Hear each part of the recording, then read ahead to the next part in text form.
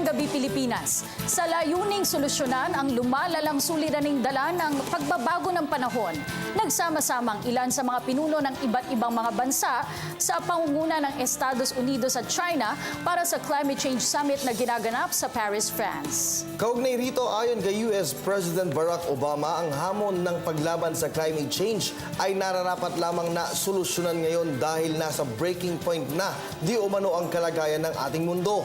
Pero ano nga ba ang kalagayan ng patuloy nating paglaban sa climate change at gaano kahalaga ang pagpupulong na ito ng mga world leaders? Yan at marami pang iba ating tatalakayin ngayong gabi. Ako po si Cathy San Gabriel, kasama si Kirby Cristobal. Samahan po ninyo kami sa isang oras ng talakayan ukol sa isyong ito dito lamang sa Climate Change Summit, a PTV Special Forum. Kasalukuyang nasa Paris, France ang mga leader ng iba't ibang bansa para sa mahalagang pangdaigdigang pagpupulong upang makabuo ng kasunduan para limitahan ang temperatura ng mundo na nagreresulta sa pagbabago ng panahon. Dito, magsusumite ng mga programa ang iba't ibang bansa upang mabawasan ang carbon emissions sa mundo hanggang sa taong 2030. Ayon na rin sa tala ng United Nations Office for Disaster Risk Reduction, pang-apat ang Pilipinas sa mga bansang malimit na tinatamaan ng mga kalamidad. Kaya inaasahan na rin ang pagbabahagi ni Pangulong Aquino sa karanasan ng Pilipinas sa pagharap at pagbangon mula sa matitinding kalamidad. Pero paano nga ba makatutulong ang ating mga kababayan upang maibsan ang epekto ng climate change? At paano tinutugunan ng pamahalaan at ng pribadong sektor ang suliraning ito? Muli, sama-sama nating himayin at talakayin ang mahalagang isyong ito dito lamang sa Climate Change Summit, a PTV Special Forum. Muli isang magandang gabi sa ating mga manunood. Climate Change Summit na isinasagawa ngayon, Kirby, sa Paris, France, ang ating pag-uusapan. At lumang problema na ito, ngunit sinasabi nga, kaya daw solusyonan. Kaya pa nga ba? Yan ang dapat nating malaman mamaya sa ating mga bisita. Pero tama ka dyan, Cathy, matagal na nating problema itong patuloy na paglala ng climate change. Pero gaya nga ng ating nasabi kanina, ipinahayag na ng mga world leaders na nasa breaking point na yung tayo para sa climate change. Kumbaga, ito na yung last chance natin para magkaroon ng isang malawakang aksyon para iligtas ang ating mundo.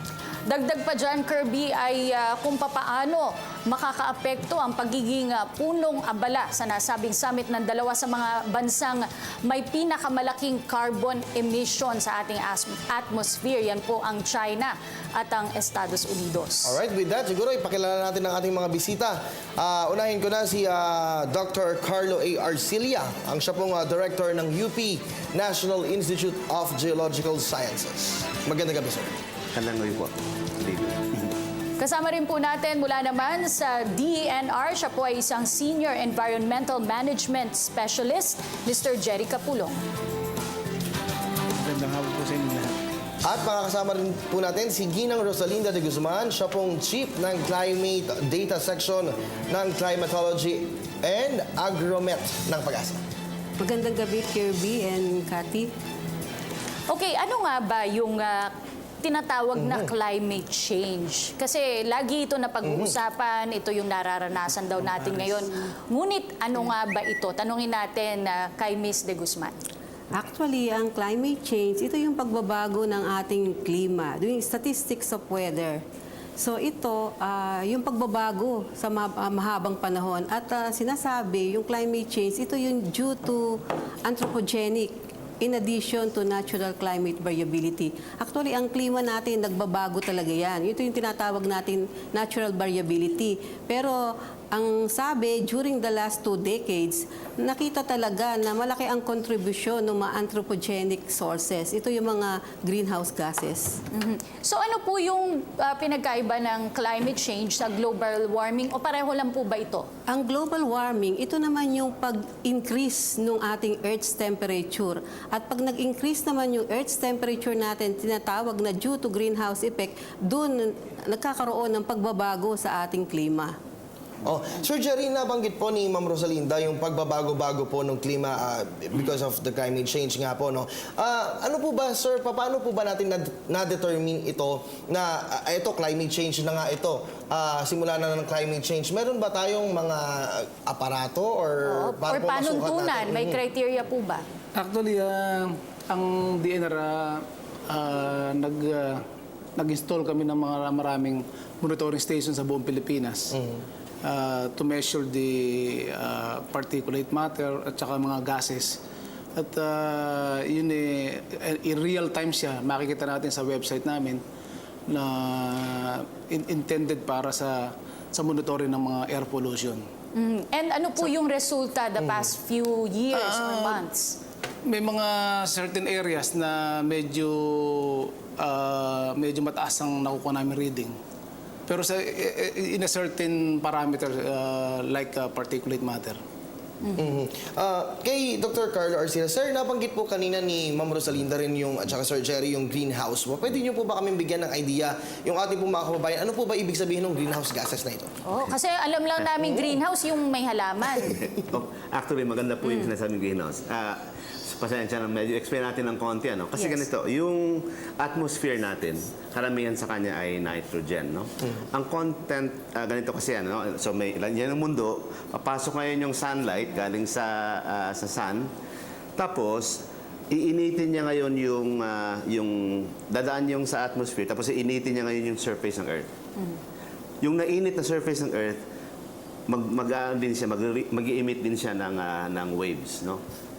Ngayon, ang problema, may mga gases like carbon dioxide, methane, maski na tubig, na ina-absorb yung reflected heat ng Earth. Ang ibig sabihin yan, kung marami ka nung gases na yon, natatrap yung heat doon sa atmosphere. So, yun po ang tinatawag na source ng global warming. No? Pero ang content po ng carbon dioxide, just put things in perspective, dati 0.035%, ngayon 0.04%. Less than 1/10% yung content. Pero even ng konting yon, tumataas yung temperature. So ang tanong, saan gagaling yung carbon dioxide? Kasi po, starting 19th century, gumagamit na tayo ng langis, coal. Yung paggamit po natin yan, ang end product po niyan ay water, oxygen. Tapos meron kang CO2, carbon dioxide. So ang sinasabi ni Ma'am kanina na yung sa dami ng paggamit ng coal at saka ng mga fuels, dumadami ngayon yung CO2 sa atmosphere. So yung pagdami ng CO2 sa atmosphere, ang tinatawag yan, yung anthropogenic, galing sa tao. Pero yung mga bulkan po, naglalabas din ng CO2. Dapat i-distinguish po natin yung galing sa bulkan sa galing doon sa ibang sources. No? Ano po ba yung mas maraming sources? Galing sa tao po ba o galing sa environment? Actually, that is actually a fantastic and very important question. And yun yung big debate ng scientists for the longest time. Kasi sabi nga ni Ma'am kanina, ano ba yung natural variability? Kasi ito po, in the past, meron na pong climate changes. There was a time na walang ice sa buong mundo in the Cretaceous time. So, nung wala pang mga tao sa mundo, nagbabago na talaga yung temperature. So, ibig sabihin, hindi naman tao ang responsable doon. No? It so happens na ito nga lang, gumagamit tayo ng fuels. So, ang pinakamalaking usapin, ano ba yung kinontribute ng tao doon sa variability? Yun po yung pinakamahirap. Pero in the past 20 years, talagang malinaw na tumataas talaga yung CO2. Ibig sabihin, nanggagaling na yun sa mga binubuga. Sa pagsusunog ng coal at saka ng gasolina at saka mga fuel. Okay. Tanungin natin si Ma'am Rosalinda, ano po ang epekto ng climate change sa weather dahil tagapag-asa po kayo? Actually, pag uminit ang temperatura ng mundo, nagbabago ang mga weather patterns natin. And dito sa Pilipinas, pag tiningnan natin, inanalyze natin yung historical data natin. Kasi a manifestation of a changing climate ay yung pagbabago ng temperatura. So from 1950 to 2010, nakita natin na tumaas na ng 0.65 degrees centigrade ang temperatura ng Pilipinas. At pag yung temperatura naman ng mundo ang tiningnan natin, based dun sa latest IPCC report na nirelease noong May 2013, ay tumaas na siya ng 0.85 degrees centigrade. Pero sa ordinaryong tao, ano ba ibig sabihin sa akin yan? Kasi, Oo nga. Oo, kasi hindi ko naman maintindihan yan kung ordinaryo lang na sabihin ko, ay tumaas na. So siguro i-compare na lang natin sa body temperature natin. Di ba pag tumaas ng 0.5 degree ang ating body temperature, may lagnat ka na. At pag tumaas siya ng 1 degree or pinoproject nila by the end of the 21st century, posible tumaas ng 6 degrees centigrade. And then nagkukumbulsyon na. So kaya yung mga scientists doon ngayon sa Paris, ang gusto nila, hindi tumaas ng 1.5 degree ang temperature, may limit sila. Kasi ang sabi, pag tumaas daw ng 2 degrees centigrade ang temperatura, there will be large scale and abrupt shift doon sa climate system natin. So yung mga extreme na nararanasan natin ngayon, parang irreversible na. So patuloy na ang mga extreme na dadating sa atin sa So, Pilipinas. ibig po sabihin, at the rate we're going, doon na po tayo papunta. Actually, kasi nga, mayroon din ginawa ang projections ang pag-asa. So, tinitingnan natin, ano ba yung... kasi kailangan, bakit natin kailangan gumawa ng climate scenario? So, kailangan kasi natin pagplanuhan yung future. Ano yung mga pwedeng gawin natin para maging resilient yung mga infrastructure natin. At wala tayong basihan. So, ang pag-asa, meron tayong ginawang climate projections na tinatawag. So, titingnan natin ano yung pwedeng pagbabago sa klima at kung by how much. So, tinignan natin, ano yung magiging temperatura in 2020, in 2050, and at the end of the 21st century. So, bakit natin kailangan malaman ito? Para lahat ng mga infrastructure natin ay kailangan makagamit na ng mga information na to para makapagtayo tayo ng mga resilient infrastructure na kung wari, lumakas ba yung mga bagyo na to, mas malakas pa sa Yolanda, makaka-withstand yung mga infrastructure natin. Kasi nga, nakita natin, in 2050, posible palang tumaas ang temperatura sa Pilipinas by 1.6 to 2.2 degrees centigrade. And by the end of the 21st century, pwede siyang tumaas by an average of 2.6 to 3.4. Although yung change will be different from place to place. Sir Jerry, nabanggit po yung pagsukat nga po nung mga gas, itong mga greenhouse gases na ito. Sir, meron bang ginagawa ang DNR para po sa information campaign para po mas maunawaan ng ating mga publiko kung paano nga po ba yung dapat gawin para po mas maiwasan natin yung paglala po ng climate change? Sa ngayon, ang ginawa ng aming mahal na sekretary, si Secretary Monpahe, minandate niya yung pag nag-issue siya ng circular na dapat ang gagamitin nating gasolina by 2016, by January, is Euro 4 diesel na, Euro 4 gas. Meaning, ibig sabihin nun, yung sulfur content na dating 500 parts per million, magiging 50 na lang parts per million ang sulfur content niya. Sir, bakit po sa ngayon, yung mga ginagamit po bang gasolina, malaki rin po ba yung epekto nito? Yung, kasi ngayon, bali, ang ginagamit nating mga gasolina ngayon, Euro 2 pa rin. Euro 2, Ibig sabihin po, sir? Ibig sabihin nun, na mataas ang sulfur content niya. So, minandate na ni Secretary Pahe na dapat by 2016, January, lahat ng gasoline station dito sa buong Metro Manila or Pilipinas, dapat ang ibebenta nila sa mga gasoline station ay Euro 4 product. Pero affordable po ba itong Euro 4 grade na gasoline? Yun ang hindi natin alam pa kung magkano yung i-increase. But definitely, mas mahal po sa Medyo kasalukuyan. mataas lang ng konti lang naman. Okay. Tanungin po natin si Dr. Arcilia. Ngayon nga ay may ginaganap na Climate Change Summit. Ano po ba what do we hope to get from this? Okay.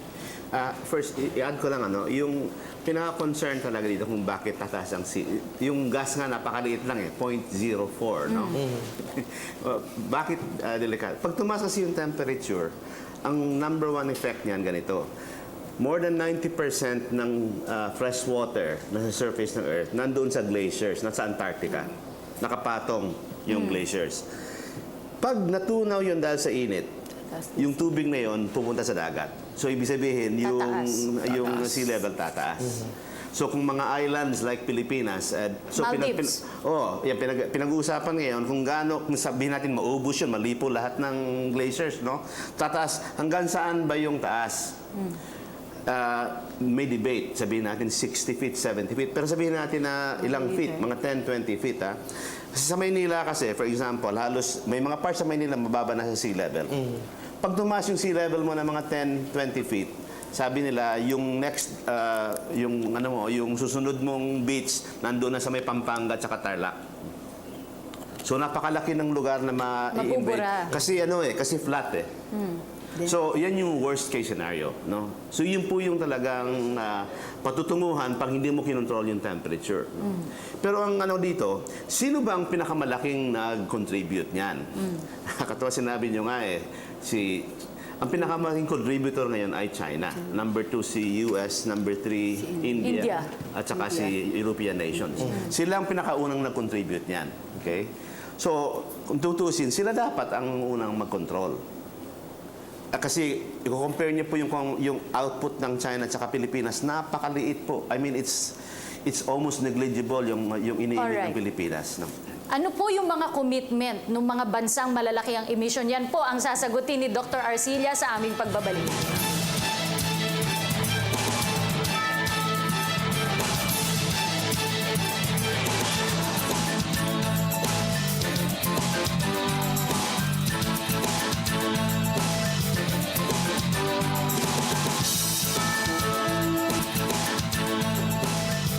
Muling nagpapatuloy po ang inyong PTV Special Forum. Pinag-uusapan po natin Climate Change Summit, Kat.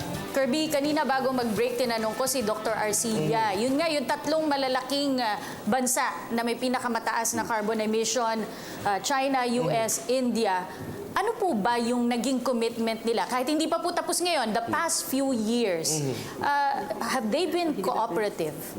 A very good question. Difficult question, ano? Sign of cooperation, hindi na pirma yung tatlong countries na yan sa Kyoto Protocol dati. Kyoto Protocol, ibig sabihin dati, pag malaking polluter, malaking babayaran mo. Ayaw nila kasi marami, yun yung lifestyle po, especially ng US. Ayaw talaga nila magbawas. Ngayon, maski na mag-commit si Obama, pag hindi pumayag ng US Senate, saka yung wala ding mangyayari. Tama yung sinasabi niya, dapat magbawas na sila. Pero sila dapat ang pinahon magbawas dahil ang laki-laki ng kinocontribute nila. Si China naman, ganito po kasi, ilang percent ng kanilang energy ang galing sa coal or sa fossil fuels. Si China, ang ginagawa niya, nagdadagdag siya ng nuclear power. Tsaka pero napakalaki pa rin ng contribution ng coal niya. Si India naman, sabi niya, pulubi pa kami. Bakit nyo kami pakukontrolin? Hindi pa kami umaabot sa angkat ng inyong living standards. Bakit nyo pipilitin kami mag-control? Yun po yung problema. Tayo po, Sir, Mr. Kapulong, ang Pilipinas, ano po ba ang kontribusyon natin sa emission at ano po ang ating naging commitment? Actually, just received a text message from Paris na ang Pilipinas nag-commit ng 50% reduction ng current emissions natin. Na yun yung tinatawag na INDC. INDC. Pero ibig po bang sabihin nito, malaki yung ating ibabawas? Malaki rin po ba yung kinocontribute natin sa carbon emission sa mundo? Halos maliit lang naman sa atin eh. Halos wala nga eh. Hindi katulad ng China na talagang napakalaki ng contribution nila. Yung US tsaka yung European Union countries, talagang mas malaki yun sa kanila. Pero Dr. Arcilla, bakit po ba tayo yung kailangan mag-control because of tayo na yung naapektuhan, tayo pa yung kailangan mag-adjust with yung pinoprovide po ng malalaking bansa? Ikaw na nagsabi niyan, ano? Kasi yun yung sa palagay sa akin medyo masakit. Kasi anong tawag diyan? Sabihin natin kahit na wag na tayo, mamatay na tayong lahat, no? Walang mangyayari doon sa CO2 kasi napakaliit ng binawa. Kaya bakit tayo anyway, desisyon ng gobyerno to, kaya ayoko na makipag-ano. Pero bakit ka mag-volunteer na napakalaki? Ang dapat i-insist, anong tawag dyan? O sige, mag-aano kami ng 50%, pero dapat magbigay kayo ng anong tawag dyan, ng aid. Yun yata yung condition natin. Pero ang dapat malaman nila, ang kuryente sa Pilipinas, one of the highest in the world. Ang porsyento po na binabayad ng Pilipino sa kuryente, 10%. Napakalaki. Ibig sabihin, kung magkocontrol pa tayo, kasi ang pinakamura pong kuryente galing coal. yung wind maganda yan, solar maganda yan, pero solar is 5 times more expensive than coal. So, ang choice ng Pilipinas, anong gusto mo? Mag-wind tayo, mag-solar lahat, pero tataas pa ang kuryente times 10, times 5? Yun po yung ano dyan yung tinatawag na climate justice. No? So, yun yung mahirap talagang i-negotiate. Pero, sa loob-loob ko lang, tatawa ako na napakalit ng kinocontribute mo, ikaw pa mag-volunteer na, sige, magbabawas tayo ng 50%. No? Ang dapat magbabawas ng 50%, yung mga malalaking nagbibigay. Kung hindi magbabayad sila in proportion sa kanilang binibigay na nare-release. Ganun po yung dapat. Pero mahirap po, napakasalimuot ng debate. Tingnan, in the next few days, I will be surprised kung may agreement talagang mangyayari. Nakikipagpustahan ako na parang halos wala Kasi mahirap It's a developmental question. Yes, yung agreement na yon, Ma'am Rosalinda, ilang taon na po yan wine-work out at wala pong nararating na agreement. Bakit po? Actually, nag-umpisa ata ang United Nations Framework on Climate Change. Inastablish ata yan around 1989. Yes, And actually, napakatagal na, more than 10 years, actually more than 15 years na ata yung negotiation na yan. At kailangan talaga manguna yung mga malalaking bansa kasi tayo, ginagawa naman natin as a country, meron tayong mga binigay ng mga commitment din to reduce yung mga greenhouse gases na to. Pero dapat nga, tayo ang pinaka-vulnerable. Lalo na nung 2013, tayo ang number 1 sa World Risk Index report because of Typhoon Haiyan. So, dapat talaga, sa totoo lang, dapat ang priority natin ay adaptation. That's right. So, actually, yun naman ang priority talaga ng Pilipinas, adaptation, secondary yung mitigation. So, kailangan talaga natin mapaghandaan how to adapt dun sa pagbabago na nararanasan na natin ngayon. Kat, may mga inihandang tanong yung ating mga bisitang estudyante. Unahin ko na si Alex Luna mula sa pamantasan ng lungsod ng Marikina. Question. Hi, good evening po. I'm Alex Pro from Pamantasan ng Lungsod ng Marikina. My question po is for you, sir. Alam naman po natin na may smog po ngayon sa bansa ng China. Possible din po ba na magkaroon ng smog dito sa Pilipinas? And kung possible pong mangyari yon, ano po yung magiging epekto nito sa atin? Okay. Yung smog sa, maganda tanong, yung smog sa China, galing kasi napakadami nilang coal plants, no? Nagkaroon sila ng APEC, parang atin, di ba, last week APEC. Hininto nila lahat ng planta para magkaroon ng clear skies, no? Pero balik ulit ngayon, balik sa dating ugali, no? Ang dami kasi nilang coal plants.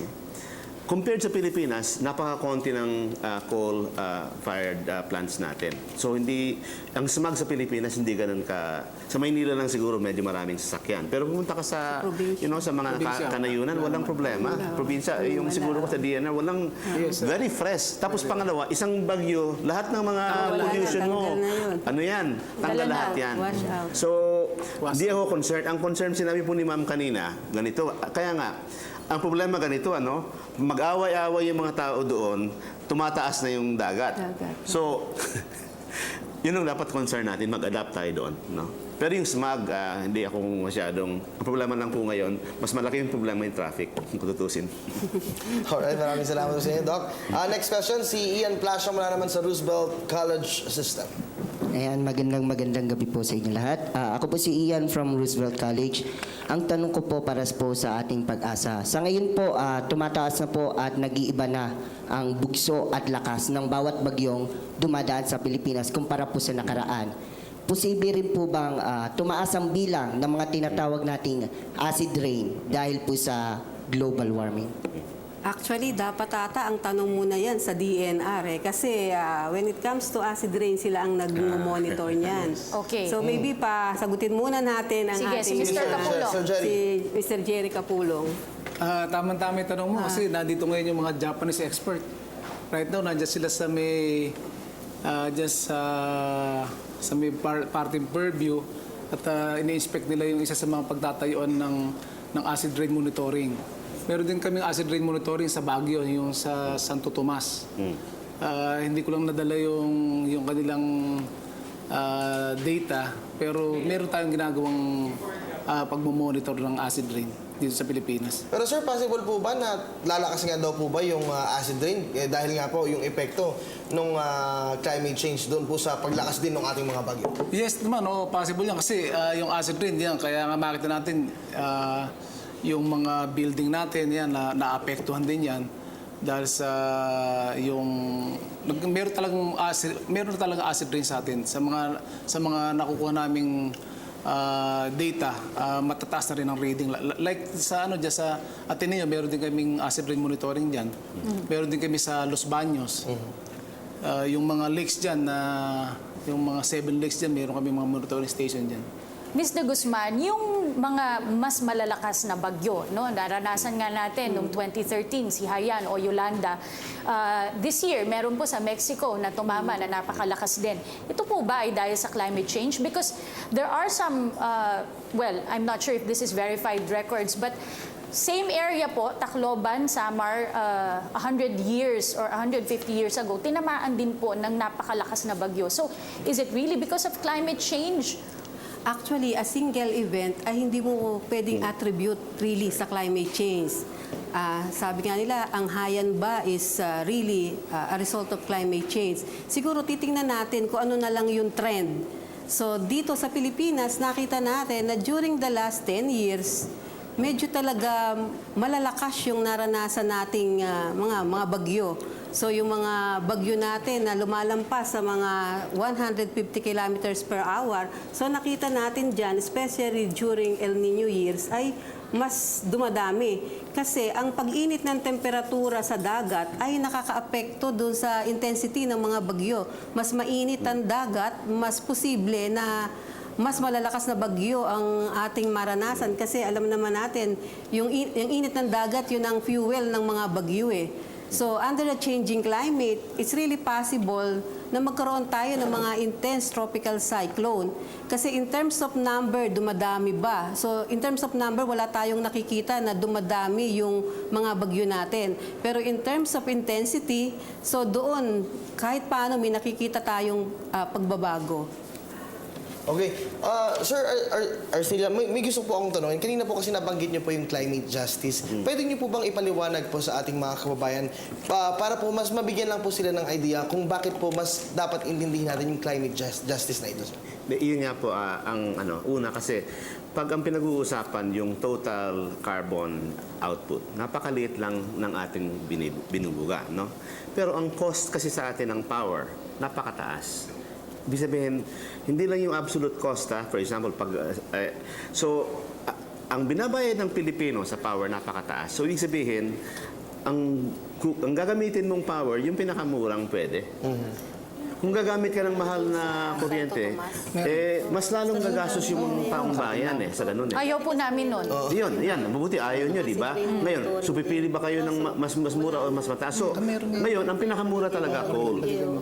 Ngayon, ang isang pwedeng argument, dahil ang mahal-mahal na ng kuryente namin, kukunti lang ng binubugan namin, dapat payagan nyo na kami na magtayo pa ng mga konting coal habang para mapababa naman ng konti ang tawag dyan, yung tinatawag na justice, i-consider yung development stage. Yan yung ginagamit ngayon ng India. Si India, may problema siya, napakalaki ng kanyang ini-emit. Tayo wala, halos. No? Kaya nga medyo nagugulat ako na ang 50% reduction tayo na napakaliit ng ating, yung iba, I don't think they can even go to 15-20%. Hindi kakayanin. Why do these big countries, US and China, why are they reluctant? Yun nga po. Very good question, ma'am. You ask difficult questions, no? Sorry. They're reluctant because, especially the US, it's lifestyle. Nasanay na sila na may aircon, nasanay na sila na may kotse. Pag sinabi mo kasing, sabihin natin, i-apply natin 50% doon sa US, ang ibig sabihin yan, marami kang babawasan. Hindi lahat ng pumunta mo, may kotse, ang aircon, wala. Pag taga-Amerika ka po, matagal po ako doon, 10 years, hindi mo pinapansin yung kuryente. Napakamura na binabayad mo tayo, pag bibili tayo ng mga gadget, titingin, ilan bang konsumo niyan, Yun agad. For Americans, Japanese, Europeans, they don't care about that. So, this is the justice that we're saying. You have to consider the development, no? Pero, ganito nga, kung mag-away-away sila, siyempre, tataas pa rin yung temperature. Kaya tama sinasabi ni ma'am, paghahandaan na natin yon. Kasi, can they resolve the quarrels? I don't know. I don't think so. But we have to prepare. We have to prepare. No? Pero, personally, ayoko kung magbayad pa ng mas marami ang Pilipino kaysa sa binabayad nila ngayon. Mas marami na tayong sinacrifice, no? Sa kuryente lang natin, sa binabayad. Malaki po. Malaki po. Pero Sir Jerry, meron bang ibang mga paraan pa bukod po doon sa hindi na siguro paggamit ng mga sasakyan o pag-emit po ng mga paggamit po ng mga gasolina na sabi niyo, Euro 2. Meron pa bang ibang mga paraan po para po mas maiwasan po natin yung pagtindi pa po ng climate change? Right now, ang Climate Change Office namin nakikipag-coordinate sa mga LGUs, mga local government, yung tinatawag na climate proofing. Kasama rito yung SLURB tsaka yung mga LGUs. Ina-identify nila yung mga possible na maging epekto ng climate change. Siguro kung saan nila dapat ipwesto yung mga infrastruktura nila na naaayon sa yung tinatawag na adaptation na. Yun na lang pong mga smoke belching. Correct. Yeah. Ano po ang ginagawa ng pamahalaan dito? Actually, right now, pinatigil ni Secretary Pahe yung anti-smoke belching operation namin dahil ang gusto niya ma-develop yung non-contact apprehension using CCTV na naka-install sa MMDA. Pero continuous pa rin naman ang anti-smoke belching ng mga local government units. Halos lahat ng local government units sa Metro Manila, merong anti-smoke belching team to go after those smoke belchers. Meron pong karagdagan na katanungan ng ating mga estudyante dito sa studio, si Zaira Banyaga. Pilipino po siya, mula UP Diliman. Magandang gabi po. Para po ito kay Sir Kapulong. Dahil nasabi na po natin na mukhang sa ngayon, hindi pa po nagko-commit itong mga bansa na may malalaking emission. So, nag-e-expect po tayo ng parehong lakas ng bagyo, ng mga kalamidad at parehong dami. Ibig sabihin, pareho pa rin po ang mararanasan ng Pilipinas. At kung sakasakali pong pumayag sila na magbigay ng mas malaking danyos para sa mga bansang tulad natin na naapektuhan, hanggang saang punto po tayo matutulungan nito sa mga panahon ng kalamidad? Siguro, yun nga, yung dapat yung mayayamang bansa, parang i-subsidize din nila yung pag natin ng mga wind power, yung mga solar power na yan na sobrang mahal, na in fact pwede talaga sa atin na magamit natin instead of gumamit tayo ng coal para sa ating enerhiya. But is this fund already set up, ma'am? Actually, merong tinatawag na Green Climate Fund. At ang alam ko, pwedeng kumuha ang mga developing countries, yung mga countries vulnerable to climate change. So, alam ko, nakaset up na to at initially ata, I think it's $1 billion yung pondo niya. Hindi ko alam lang kung ngayon ay may nakaka-avail na although dito sa Pilipinas, marami namang mga programa na sinusuportahan yung mga developed countries. Actually, ang Climate Change Commission, sila kasi ang body na nagko-coordinate in terms of policies and also DNR in terms of programs na dumadating dito sa Pilipinas. Kahit paano naman, marami nang dumadating na mga tulong sa atin. Actually, yung sinabi kanina ni Mr. Jerry Kapulong na yung ating 50% reduction ay nakaakibat doon, yun may kondisyon. Kailangan, pagwari nag-reduce tayo ng 50%, kailangan bigyan nila tayo ng pondo para ma-achieve natin ito in terms of maybe siguro capacity building, in terms of technology transfer, in terms of yung mga support for adaptation or enhancing our early warning system. So ito siguro dapat tulungan tayo. Kasi yun nga ang kondisyon para tayo makapag-reduce. They should provide the funds. Kasi sabi nga ni Dr. Arcilia na napakaliit talaga ng contribution ng Pilipinas. At dapat, andyan na, paghandaan natin yung adaptation is inevitable. Nandiyan na, climate change is already happening. So, kailangan talaga makapag-adapt tayo. So, yun ang mga programa natin, kailangan matulungan tayo to adapt. May katanungan din mula kay Mark Jarrell Guarnes ng Pamantasan Lunsod ng Marikina. Tanong ko lang po sa Pag-asa. Magandang gabi po. Ang El Nino po ay nagbabadya sa ating bansa ngayon. Ang lugar po ba na bahain, katulad na lamang po ng Marikina, ilang parts sa Marikina, na kahit simpleng ulan ay binabaha, sila po ba ay posible pa rin bahain kahit na may El Nino? Actually po, ang El Nino, ito yung isang phenomenon. Ito yung nangyayari dun sa dagat, tropical Pacific na tinatawag, yung pag-init ng temperatura ng dagat. At yung pag-init ng temperatura ng dagat nato, nagbabago yung mga climate change pattern natin. At isa sa epekto sa Pilipinas ay pag may El Nino, generally, may reduction tayo. Malaki ang reduction natin sa ulan. Pero extremes ang El Nino. So pwede ka, tingnan mo, merong El Nino, pero nandyan yung Lando. Kasi nga, during an El Nino year, mainit yung dagat mo. At base nga sa aming pag-aaral, mas maraming malalakas na bagyo ang nabubuo when there is an El Nino. So, kung merong posible, kung magkaroon pa tayo ng bagyo, kasi ngayon, November, parang hindi tayo masyadong si Marlene lumihis. Pero ngayon, usually, during the last quarter of the year, ang mga bagyo, nagko-cross yan. So, mga destructive talaga yan. So, hopefully, wala na tayong bagyo ng December. Kaya lang, ang laki din ng problema ng domestic water supply natin pag hindi umulan. Kasi 50% ng mga tubig sa dam ay galing sa bagyo. So pag wala tayong ulan, kasi ngayon, pag tiningnan mo yung monitoring namin ng buong November, especially dun sa western part of the country or type 1 climate, halos wala kang ulan. So malaking problema natin sa susunod na taon. So talagang posible pa na pag basta malakas ang ulan, alam naman natin ang Marikina, bahain. So sigurado, kasama pa rin kayo sa babahain. Okay. Sa may malakas na ulan. Okay, maraming salamat po, ma'am.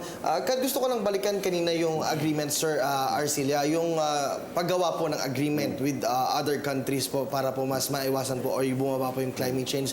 Gaano po ba talaga kahirap gumawa ng agreement? Hindi po pa pwede na gumawa na lang ng, magtulong-tulong like po the COP21, the Conference of Parties po na ginawa ngayon sa Paris, na mag-help po ng annual na ganito para po mas mapabilis po yung solusyon sa problema. Actually, yung last conference before this, Copenhagen, was a epic fail, no? Talagang walang agreement na nangyari doon. Sabi nga ngayon, tama naman si Obama na sinasabi niya na medyo we are pushed to the brink. So, dapat magkaroon ng agreement. May mga paraan kasi na pwedeng maibsan yan. Yung tinatawag nilang carbon tax. Yung, for example, kung ako polluter, bibilhin ko yung isang, makikipagnegosyo ako dun sa isang lugar na konti lang ang pinupollute, tapos may ginagawa sila to reduce CO2, babayaran ko yon. Isang example po niyan, yung ating payatas. Yung payatas po natin, yung methane na nanggagaling dyan sa ginagawa na yung kuryente. Nabebenta po nila yung unit doon for money. But yung Kyoto Protocol na nag-set up nitong taxation system, hindi po sinunod ng mga malalaking countries. No? So, yun po yung Tapos isa pang argument ng Pilipinas dyan, we are the biggest producer per capita of geothermal. Renewable yan on a percent basis. Ang laki ng contribution natin ng renewable. In fact, yun lang, wala na dapat tayong reduction eh. Kasi geothermal po, walang emission, walang sinusunog. So, dapat hindi na tayo nagbabawas. Kung ako lang, dapat yun nga. Pero maghahanda kasi talagang sa palagay ko, mahihirapan magkaroon ng agreement. Well, siguro nga, Kat, mas maganda siguro talagang napapag-usapan sa upuan ito. Diyan lamang po kayo dahil marami pa tayong pag-uusapan sa pagpapatuloy po ng Climate Change Summit at PTV Special Forum. Muli, nagbabalik po ang inyong PTV Special Forum. Pinag-uusapan pa rin natin Climate Change Summit. Sinasabi kanina na ating mga panauhin, Kirby, the best thing we can do habang nag-uusap-usap sila, habang meron bang mabuong agreement o wala, the best thing we can do is to adapt to climate change. Ano po ang mga programa ng DENR para maka-adapt po tayo sa climate change? Ayun nga, katulad po nung binanggit ko kanina, yung climate proofing, yung pag-coordinate sa mga local governments, at saka yung National Greening Program namin na intended na magtanim ng puno hanggang 2016, 1 billion trees. How about preventing illegal logging? How about po yung preventing illegal logging? Actually, total lagban po tayo ngayon. Yung nakikita niyong tumatakbo sa kalsada, mga imported na po yan. So wala po namumutol na. Meron Hanggang man kailan namumutol sa may parting Mindanao, pero yan yung mga plantation yan. Yung mga palkata trees. Yan yung talagang legal lang na pinuputol. Pero sa buong Pilipinas po, magmula na po si Secretary Pahay, total lagban po tayo. Hanggang kailan po natin ito ipatutupad o inaasahang ipatupad? Hanggang sa term, siguro, kasi hanggang sa term ni Presidente Aquino, total lagban pa rin talaga. Sana ganun din po sa susunod. Ano po? Gusto ko lang tanungin si Ma'am Rosalinda. Ma'am, kanina nabanggit na natin yung mga epekto po ng climate change sa paglakas po ng ating mga bagyo. Ngayon po, halos halos hindi po natin na-meet yung 21 po. No? Malaki po ba yung chances na kapag ka nagpatuloy po yung ganitong sitwasyon sa ating temperatura po ng klima, ay talagang mas mababawasan po yung mga bagyong darating po sa ating bansa? Actually, kasi yung ating bagyo, merong tinatawag na year-to-year variability yan. At yung year-to-year variability ay base dun sa ENSO, yung tinatawag nating El Nino Southern Oscillation. Actually ngayon, parang naka-12 pa lang tayo. During El Nino years, talagang medyo below normal below normal ang bagyo natin. Pero in terms of intensity, marami tayong nare-record na mga intense tropical cyclone during an El Nino year. So, in terms of sa number naman, sabi ko nga, wala tayong nakikita na tataas yung number of tropical cyclone because of climate change, but more of intensity. There will be more potential for more intense tropical cyclone in the future. Dr. Arcilia, bakit po kung sino yung mga mahihirap, yun po ang vulnerable sa mga epekto ng climate change? In the micro sense, for example, yung mga squatter, yung mga informal settlers, sila po ang mas vulnerable kesa dun sa mga mas mayayaman. And in the macro sense, yung bansa po natin, mas vulnerable kesa sa ibang developed countries. Okay, yung una po, kasi sa atin, karamihan kasi ng mga informal settlers, nasa lowland sila eh. So, kung tataas man yung dagat, sila talagang mababaha. One factor pong hindi nadala sa usapin dito, mas malaki pa sa role ng climate change yung tinatawag na subsidence. Kasi napakalakas natin maghugot ng tubig. Ang effect po niyan, bumabagsak talaga yung lupa. So, pumapasok yung dagat. So, ang projection sa Manila, may mga parts na talagang lulubog. Ang ano nga ngayon, pag binabaha ka na ngayon, lalala pa yan. So, ang ibig sabihin yan, sino maapektuhan yan? Hindi naman yung mga nandun sa mga gandang lugar. Yung talagang mga pulubi. No? So, yun po yung... Yun nga, that's another part of the justice issue. Kasi sila mismo, malalapit sila sa waterways, low level, sila ang unang matatamaan. No? Tapos, pangalawa, like in the Philippines, karamihan sa atin are still islands tayo eh. So, kung tumaas talaga yung dagat, mas maraming ma-overcome, no? China, wala naman sa kanilang wala naman sa kanilang ma-overcome niya kasi nasa continent sila eh. Yung Spratlys nasa atin o sa kanila o sa atin. No? Atin. Sa atin, no? Atin. Yung sa atin na, gagawa lang sila ng mga island. Pero so mga island nations talagang maapektuhan. Yun po yung number one. No? So, pwede naman silang palipatin. Pero yun nga, climate change has happened in the past. Humans are very inventive, especially Filipinos, no? Sa palagay ko po, hindi ako masyadong takot sa climate change. Mas takot pa ako sa ibang issues, no? Sir Jerry, gusto ko lang pong malaman, gaano po kahalaga yung pag-attend po ni Pangulong Aquino sa Conference of Parties para po pag-usapan itong climate change? Ano po ang magiging benepisyo po natin doon? Actually, natin ngayon sila lahat, pati yung aming DNR Secretary, napakahalaga niyan dahil nakapirma tayo doon sa kasunduan na dapat ang bawat bansa na involved dito magkaroon ng agreement. Para ang main objective nito ma-reduce natin yung klima natin for 2 degrees Celsius. Yun ang objective nila na ma-prevent pala yung yung pagtaas ng temperatura. Well, ang bottom line pa rin yung tulong pa rin dapat ng ating mga kabayan makapag-cooperate. Siyempre, kahit pa siguro kakaunti lang yung iniimit natin ng mga greenhouse gases, kailangan pa nating makisama para makatulong tayo sa maibsan yung climate change. Ang nakalulungkot dito, ang pwede natin lang magawa, patagalin pa Kung bago tumaas talaga yung temperatura. Pero sabi nga ng ating mga panauhin, doon tayo papunta kung hindi natin babaguhin ang ating pamumuhay, ang ating mga activities, doon din tutungo. So sana meron pa tayong pwedeng gawin. Tama. With that, hingyan na po natin ang huling mensahe ng ating mga bisita. Unahin ko na po si Ms. Rosalinda de Guzman. Siya pong Chief ng Climate Data Section ng Climatology and Agromet ng Pag-asa. Actually, ang climate change is hindi lang problema ng Pilipinas. It's a global problem. At alam naman natin, yung atmosphere knows no boundaries. Kung ano'y pollutant na inimit ng malalaking bansa, siguradong pupunta sa atin. At alam ko, lahat naman tayo ay may kakayahan para magbigay ng konting kontribusyon, para maibsan. So, kailangan magtulong-tuling tayo, mamamayan, mga estudyante. So, kailangan, kahit sa maliit na paraan, magawa natin yung ating tulong para naman maprotektahan natin yung ating mundo.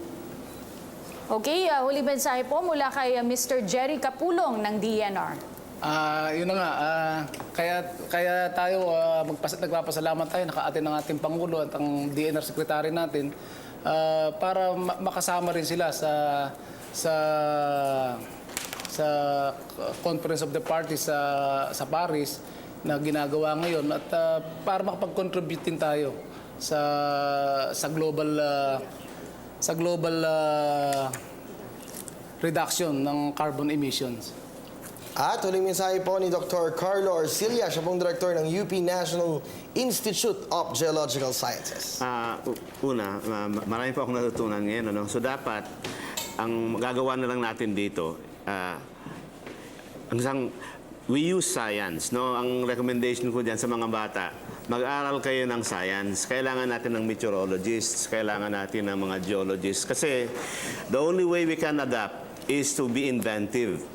Sabihin na kung may mga interesadong, kailangan ng masusing pag-aaral po ito. Engineering, science, in order to help ourselves. Huwag tayong aasa sa kanila na tutulong sila sa atin. Kung tutulong, mabuti. Pero kung hindi sila tutulong, dapat matuto tayong tumindig nating sarili. At isang mamamayan ay malaki ang madutulong para resolbahin ang lumalalang kalagayan ng climate change sa ating bansa.